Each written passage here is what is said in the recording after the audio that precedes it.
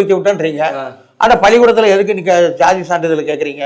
ஜாதிய ஒழித்தோம் யாருமே சொல்லல சார். இல்ல சார், இல்ல சார், ஜாதிக்கு அதாவது ஜாதிய ஒழித்தன்னு சொல்ல, ஜாதிக்கு சமூக நீதி வேணும்னு தான் சொல்றாங்க. ஒவ்வொரு ஜாதி இல்ல நீங்க ஜாதி ஒழிப்போம், கலப்பு திருமணம் செய்யுங்க, அதை பண்ணுங்க, இதை பண்ணுங்க, ஜாதியை ஒழிக்கணும், இதை தானே சொல்றீங்க. நீங்க மாத்தி இருங்க, நீங்க மாறி ஜாதியை வச்சுதான் இடஒதுக்கீடு இங்க நடக்குதுங்க போது அதை வச்சு அரசாங்கம் ஒன்று தெரிஞ்சுக்கிறேன். ஒரு நிமிஷம், ஜாதியை வச்சுதான் இங்க இடஒதுக்கீடே நடக்குது அப்படிங்கிற போது ஜாதியை எப்படி ஒழிக்க எந்த கட்சி முன்னெடுக்கும்? அப்படி முன்னெடுத்தா அந்த கட்சி எப்படி ஜெயிக்கும்? சார் ஒரு விஷயம் இல்ல நீங்க சொல்றதே கேக்குறேன். நீங்க ஜாதி வேணும், ஜாதி இடஒதுக்கீடு வேணும்ன்றீங்க இல்லையா? அப்போ ஒண்ணு செய்யுங்க, எல்லா பஸ்லயும், எல்லா ட்ரெயின்லயும், எல்லா திரையரங்குகள்லயும், எல்லா சந்தை கடைகள்லயும் ஜாதி வாரியா பிரிச்சு ஏரியா பிரிச்சு கொடுத்துருங்க. இந்த ஜாதிக்காரன் இங்க போய் வாங்கலாம். என்ன சார் பேசிட்டு இருக்கிறேன்? இருங்க சார், இடஒதுக்கீடு அதெல்லாம் பேசாதுங்க. நான் ஒண்ணு தெரிஞ்சுக்கிடுங்க, ஜாதின்ற ஒரு ஆயுதத்தை அரசாங்கம் வச்சிருக்கிற வரைக்கும் இந்த நாட்டுல ஜாதி வாழும். அரசாங்கம் என்னைக்கு இந்த ஜாதியை தூக்கி எரியுதோ அன்னைக்கு நல்லா இருக்கும். பொதுமக்கள் எல்லாரும் அமைதியா இருங்க. பொதுமக்கள் எல்லாரும் எல்லா இடங்களிலும் ஒன்னா இருக்கான். ஒரு டீ கல்ல போய் டீ குடிச்சோம்னா பலதரப்பட்ட ஜாதிக்காரனும் குடிக்கிற கிளாஸ கழிவு தான் நமக்கு மாத்தி மாத்தி தர்றான்.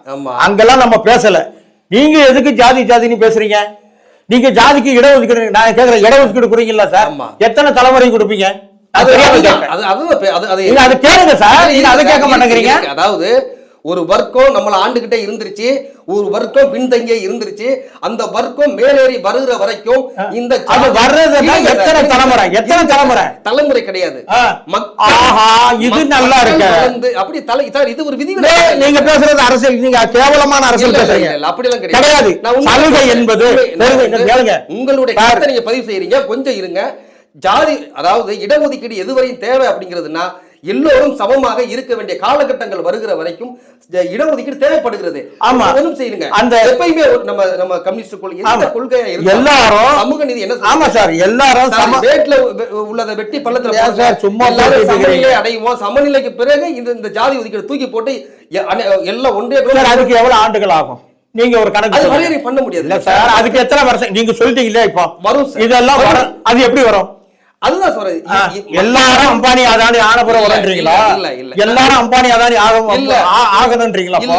ஒரு புள்ளி என்ன சார் நீங்க பேச்சு பேசி ஒரே ஒரு புள்ளி எல்லாத்துக்கும்